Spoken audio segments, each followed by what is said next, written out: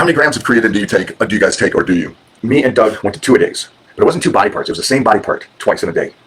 So this says, Billy, what has been your favorite training program for Mike? Has been your favorite so far, and why? So I think that TC3 workout. Really? You know, it's like, okay, yeah, you're going to TRT, but you're just trying to take steroids. And Yes, that's the bad side of it. That is the.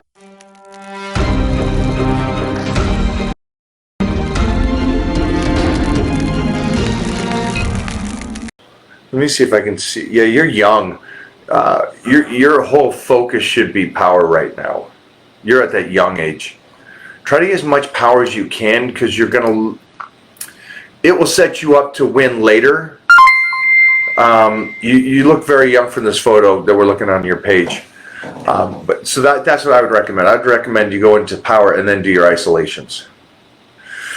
Yep, there are people like Randy is saying right now, I have her at 100%. So if their photos come back and they're dropping weight and they look still full and recovered, I'll keep them at 100% and try to bring up their calories more.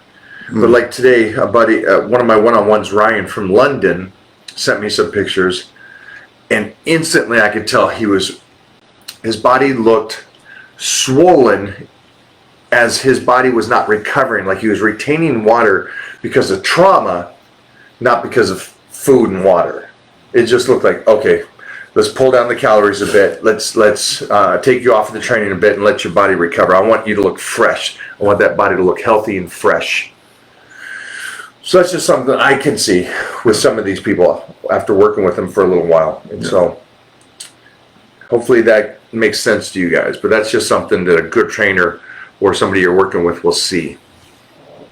I think when I tell him, give 100, there's days he really needs that rest. Yeah. And he needs to pull back. Oh, yeah. Well, Well, if your body, especially if your body's not used to just what you're putting it through, like, yeah, sometimes you can go 100% and need to take the next day off because you're just smoked. Like, that's not me. So you saw, well, here's a question. I'm going to ask him how long he thinks we could last. So before the New Year's, I guess it was in December, me and Doug went to 2 a days. But it wasn't 2 body parts. It was the same body part twice in a day. Yeah, we'd go in and I'd probably we'd squat in the morning and maybe heavy leg press. Then we'd go back and do even more secondary work, full workout. We'd just destroy. And then we'd go in and do maybe inclines and dumbbells for chest. And then we'd go back and do some more presses and stuff and hammers and then fly. So we'd destroy it. How long did we last doing that? Maybe 2 weeks. Maybe a week. Maybe 2. I'll give Doug you the most. 6. Watch, ask him tomorrow. He'll say 6. It was barely 3 or 4 weeks. If.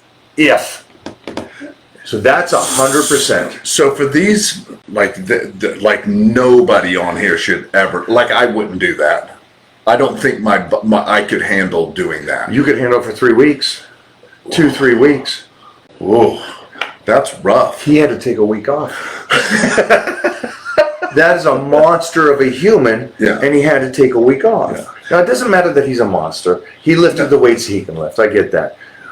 But you would have to take a week off. I had to take a week off. Well, because your body, that is putting your body through some tremendous stress. Tremendous. Like by the time, so you train that body part, and when you go and eat and rest, your body thinks it's done, and then you go back into that. You traumatize it again. Oh my God. Holy. It was sick. It was sick. But it was so fun. But again, that's at 100%, and your body needed we didn't need to back off. We needed to stop. Yes. And so that's what I don't want to stop to you guys, but that's the kind of level that we go to.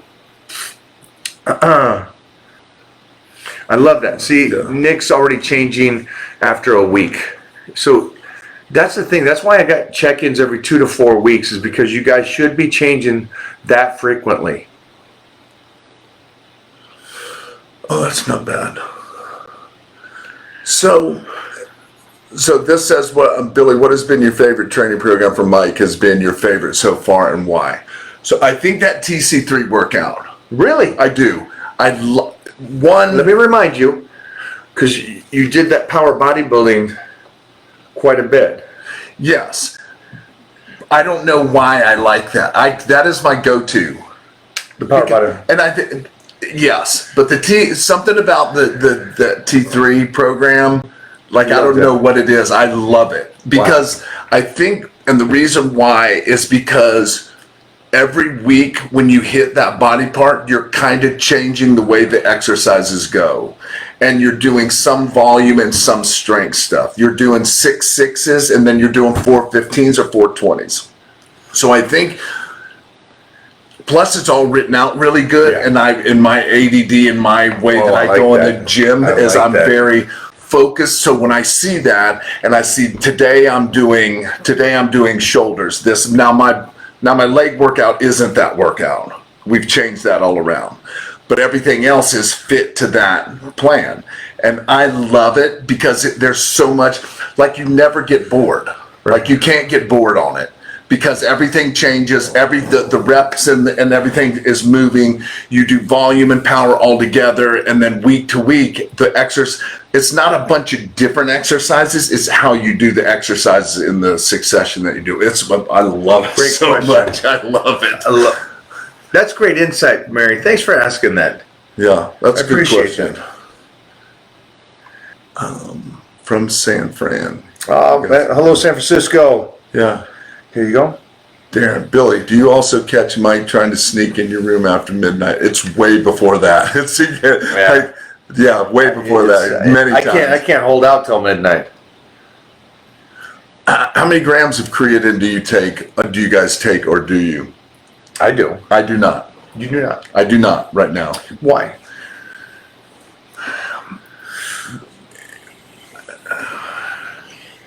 Because I take so much other stuff. No, because I like the glutamine BCAAs stuff that I do right now, and I feel that creatine sometimes makes me hold water a little bit.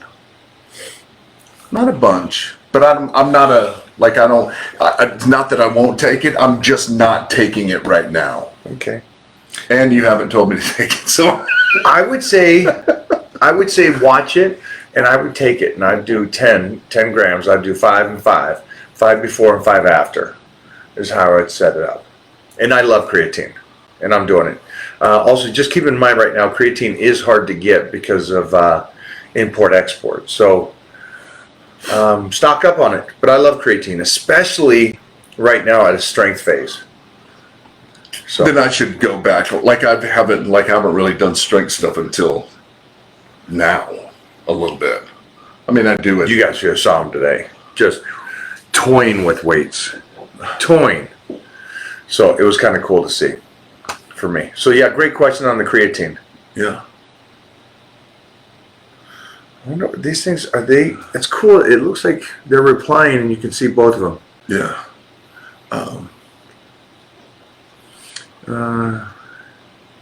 James is all over you about James, that. Yeah. So what do you think about TRT after 45 years with exercise? Thanks. Well, I don't know what you mean by 45 years. You mean 45 years old? Yeah. TRT is for anybody TRT is for 20-year-olds. TRT is for 60-year-olds.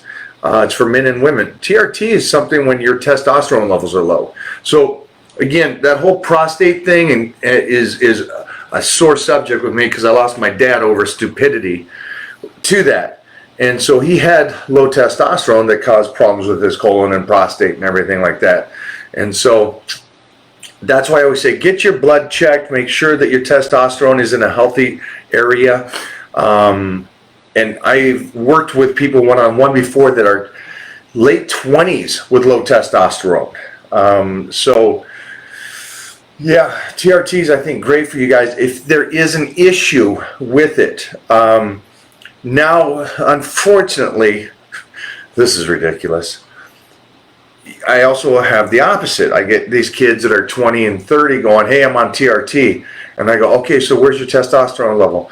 Well, it was at 700. And so now it's at, it's like, okay, yeah, you're calling it TRT, but you're just trying to take steroids. And yes, so that's the bad side of it. That is the difference. And I will say that there is a use for TRT. 100%. As having that prostate deal, you have to be careful that and monitor, like you said, because that is like putting fire like gas on a fire. When you do things like that, you have to be checked by a doctor every 8 weeks. Yeah. And you have to have low and you're not functioning. Yes, but you're right. They'll go on TRT because they say it's okay to do that, but your levels are already perfectly fine where they're don't at. mess with it. Don't do that. You're just looking for trouble. I have a 50-year-old that I work with, and his testosterone level's at 750.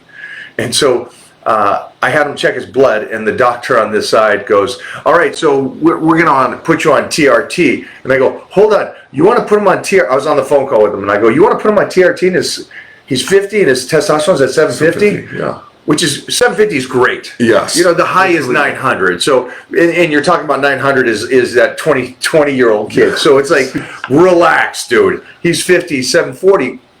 It didn't make sense to me to do that at that stage. But then I have a 30-year-old and his testosterone is at 200. And it's just his body, the way it works. And so I recommended to do it. So I don't think it's the age thing. Everybody remove the age thing. Do your blood work, make sure everything's okay. I got my acting partner. She's 28 and is dealing with cancer. It's like there's other things besides health and fitness that are going to mess you up in life. So just take your blood, check everything about it. Yeah. Make sure everything's going good. And get your colonoscopies, guys and girls.